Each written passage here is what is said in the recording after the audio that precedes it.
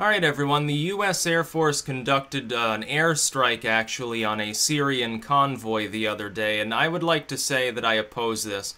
I'm also deeply concerned.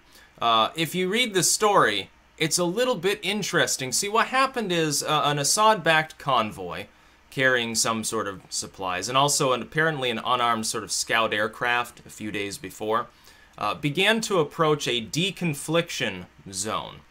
And a deconfliction zone is, if you just look at the term and think about what you would assume that it means, like, oh, it's trying to restore order and peace and stuff.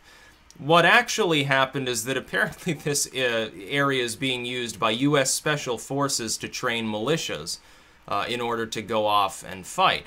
By which I'm going to assume they mean either Kurdish separatists, on the one hand, which are not friendly with Assad, and they do attack ISIS, but they also spar with Assad's forces, and they want to take territory to have their own state, which isn't exactly politically going to work with Assad unless he keels over or something. Or the FSA. The FSA are Sharia law-loving nationalists.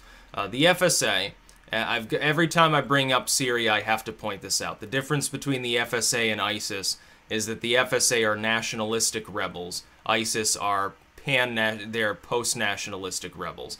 ISIS wants a caliph. They want to conjoin a bunch of Middle Eastern states that they see as the Islamic world and then probably spread further. They're imperialists. The FSA are not imperialists, but they also don't like the secular law and order that Assad reigned over the country with throughout time. They also don't particularly like the fact that he's an Alawite. They're sort of Sunni in nature, more than Wahhabi, Saudi-backed forces within the region. I don't think we should be funding or arming them or training them at all, and it's not a deconfliction zone if you're training people for war in this zone. Then what we did is strike a convoy that apparently was carrying just a bunch of supplies for no reason other than it approached the deconfliction zone. Well, is this not an act of war when you're bombing people? I would think that it is. Now, if you have the permission of a country, the governing authority of a country, to conduct airstrikes on, like, ISIS forces or something, go fucking ahead and do it. It's a non-state actor. You've gotten permission. Nobody really cares. And even half the time, even if you don't ask permission, if it's ISIS or related to that, nobody cares anyway. It depends. It's sort of a state-to-state thing. That's good for the world. But bombing an Assad convoy just helps every time that Assad gets fucked over by some U.S. airstrike or something like that. It makes the Syrian civil war drag on longer. More people suffer. There are more refugees. You have more debris lying around that has to be cleaned up, and more dead people. And potentially more individuals that say, oh, the U.S. is bombing us. Well, we need to take up arms even more. We need to fight even harder. Some of those people will go into ISIS. They fucking hate the FSA. They said maybe they're religious. They're fighting for Assad. They say, well, the U.S. keeps bombing us. We're doomed. I'm just going to join ISIS. You know, Allah Akbar or something like that. I can envision that happening quite frequently. And it's become a huge problem within this region. We can't solve this issue by continuing to pretend that Assad is a boogeyman and ignoring all other forces within the region. And it is not a deconfliction zone. That's a total misnomer, a total misuse of the term when you're training militias within that region. Because deconfliction involves, oh, we're trying to scale back and do away with this conflict. You're not going to do that as long as you're funding the FSA. Assad has a problem with that, and I would think that he would, because they kind of want to chop his head off and throw him in the sewer and turn Syria into essentially what Obama wanted to turn Egypt into. Obama said at the time, years ago, and this is part of Obama, Syria is primarily Obama's war, but Trump unfortunately has continued at least some of the policies there, and I oppose this. This is one thing I have a big problem about. Striking their air base was a problem. Striking this convoy is a problem. I don't care if it's getting near the deconfliction zone. Well, leave them alone.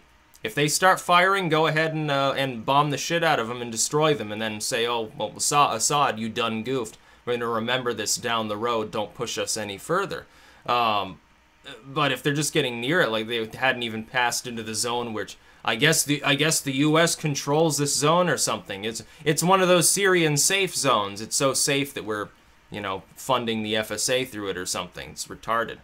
Obama goes into Egypt, you'll remember, diplomatically, and says, oh yeah, Muslim Brotherhood's great, oh it's the Arab Spring, Egypt will be so much better off. And then the Egyptians and their military end up rising up against the Muslim Brotherhood, thankfully. Thankfully, Obama didn't get his wish in Egypt. The Sinai Peninsula would be controlled by jihadists right now if he did. It would have made the situation 1,000 times worse.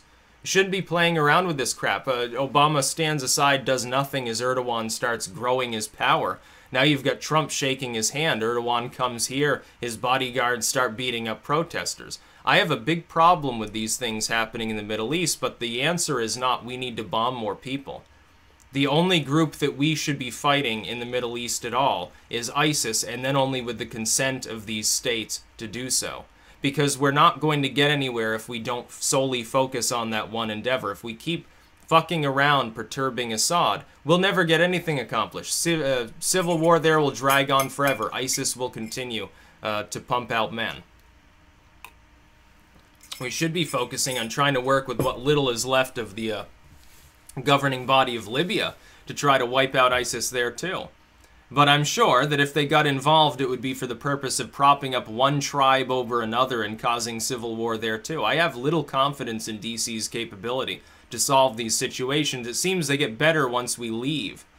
Once we draw down back to normal troop levels and just have sort of a skeleton crew left behind, then other people can deal with it. And they should be the ones to deal with it. We're not a Middle Eastern nation. We're not an Islamic nation. Why are we involved with these people? I think we simply need to block all refugees from coming here. I do believe in a temporary immigration freeze. I know Trump's been stonewalled by federal courts on that. They're acting outside of their actual constitutional authority, but in a de facto sense, unfortunately, a court ruling is binding even if it's illegal. It's a big problem, judicial activism at times. But we shouldn't be dicking around bombing them over there. We wouldn't even have a refugee crisis if we hadn't gotten involved. Assad would have wiped the floor with the FSA within mere weeks if we hadn't gotten involved propping them up. And then ISIS pours in, makes it twice as difficult, and I don't see the U.S. conducting apparently as many strikes on them as they conduct on Assad's forces half the time. The point Russia, bad as their own state may be at times, is actually doing the right thing by actually attacking the right actors. And they're attacking the FSA. Well, good. Do need it. Yep, we should join Russia in attacking the forces that Obama used to be funding and training, because it's making the situation worse. As for the Kurds, some people said, oh, Sticks, Turks bad, therefore Kurds good. No, it's not a case of one bad, the other good. It's a case of Erdogan bad and idea of a Kurdish state bad as well.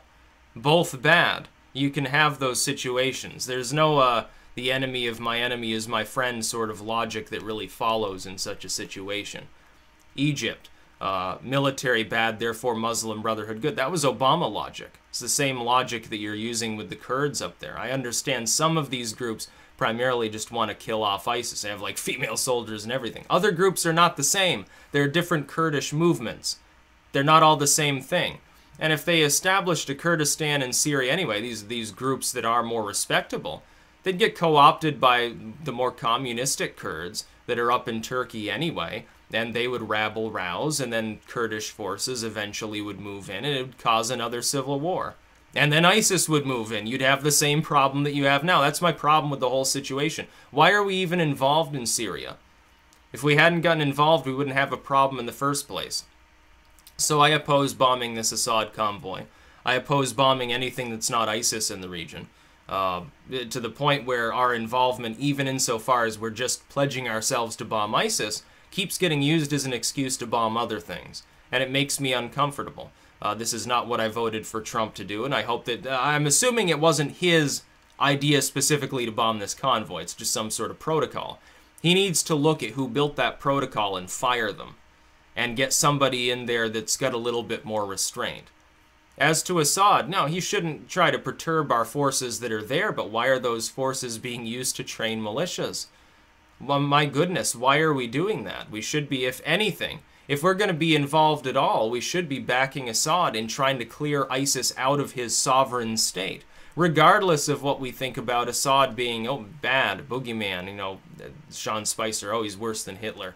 because he didn't send people to, Hitler just sent people to the Holocaust centers. Bashar al-Assad uses like sarin and stuff. It was very funny. He should have been fired after that, by the way. Not because of anti-Semitism, but just because it's like word salad. He's the White House press secretary. He has to be at least a little bit coherent, and he's not. That's a big problem. Likeable enough, seemingly, dude. Sort of seems like that awkward dude the popular kids bring aboard to just sort of make themselves look better or something like that. But I mean, come on. It's a big problem, just like the courts are. That's about all. Peace out.